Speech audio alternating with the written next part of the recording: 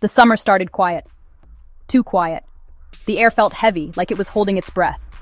My guitar gathered dust, the piano keys were cold. I was waiting for something, anything to break the silence. Days stretched endlessly, and I watched the world move on without me.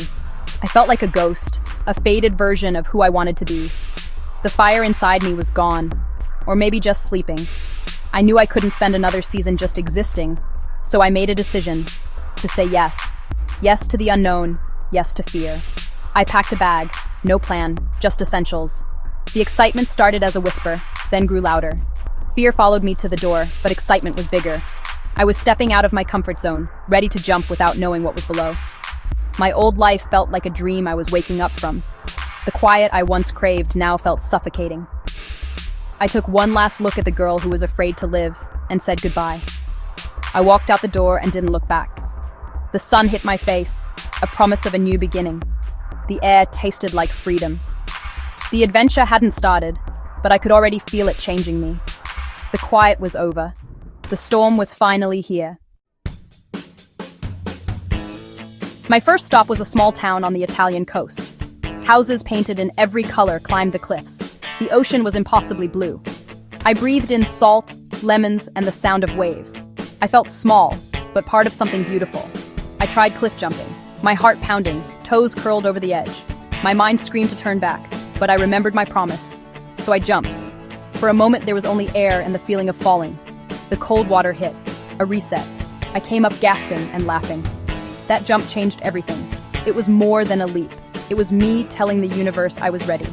I started chasing that feeling, being on the edge, truly present. I learned to surf in Portugal, fell 1,000 times, but kept getting up. I hiked a volcano in Iceland under the midnight sun. Each new place, each challenge, shed another layer of fear. In a Marrakesh market, I got lost in colors, smells, and sounds. Panic crept in, but then I saw her, an old woman selling jewelry. She smiled, and though we didn't share a language, we connected. She put a bracelet on my wrist, shared mint tea, and taught me one word: shukran. That small moment taught me connection doesn't always need words. I started seeking those connections everywhere. In Thailand, I met backpackers from all over the world. We shared street food, rode scooters, and talked late into the night. They became part of my story. Everyone I met had something to teach me: a chord on my guitar, how to read clouds, the art of being still. These people reflected parts of myself back at me. The world felt less scary, more like a home filled with family I hadn't met yet. Not all adventures were in nature. Cities had their own magic. Tokyo was electric, alive, a maze of discovery. I wandered, found hidden shrines, tiny ramen shops, vintage stores. The city had a pulse, and I felt my heartbeat sync with it. I went to a karaoke bar alone, terrifying, but I sang anyway. No one judged, they cheered me on. For 3 minutes, I was a rock star.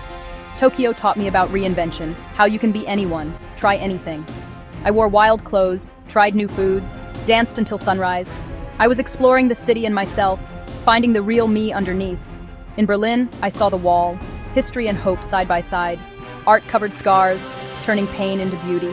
I spent days in galleries, nights in clubs. Berlin taught me that beauty can be found in imperfection, and scars don't have to define you. As summer faded, I found myself on a quiet beach in the Philippines. The sand was white, the water clear, a postcard come to life. I'd been chasing adventure, but here, I finally stopped. I listened to the waves, the world breathing in and out. I thought about the people, places, and fears I'd faced. I realized I'd found more than adventure. I'd found myself. The real me wasn't afraid. She was strong, curious, alive. The biggest adventure was learning to be still, to be alone with my thoughts. In the quiet, I found peace and clarity. I wrote in my notebook, not about places, but about the person I was becoming. The songs and stories flowed again. My art wasn't dead. It was waiting for me to live a life worth writing about. Coming home was strange. Everything looked the same, but I was different.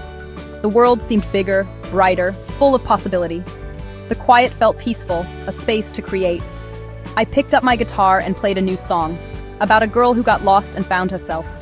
I realized adventure isn't a destination, it's a mindset. It's about finding magic in the mundane, taking a new route, trying a new coffee shop, talking to a stranger. You don't have to cross an ocean to find it. My summer taught me the world isn't as scary as you think, and you're stronger than you believe. Fear will always be there, but it doesn't have to drive. Every time you do something that scares you, you get a little stronger, a little freer. Don't wait for the perfect moment. Just go, say yes, take the leap. On the other side of fear is a world you haven't met yet, and a version of yourself you haven't discovered. Your adventure is waiting. All you have to do is say hello. Enjoy every moment, the quiet ones and the loud ones. They're all part of your story. Make it a good one.